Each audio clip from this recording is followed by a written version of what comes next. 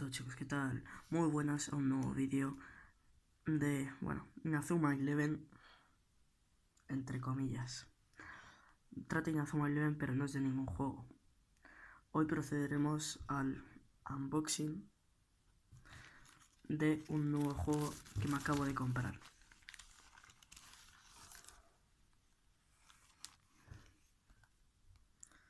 Lo habréis visto, pero mirad. Inazuma Eleven 3 Fuego Explosivo.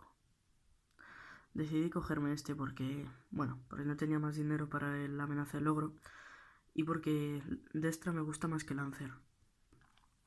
Aquí lo tenemos, tal, buena textura, tal, y bueno, en el canal tendréis serie del juego. Van a ser un poco largos los vídeos porque van a ser de un capítulo cada uno. Va a ser larguito, pero bueno. Espero que os haya gustado. Ha sido corto este vídeo, pero solo para informaros. Y bueno, hasta luego.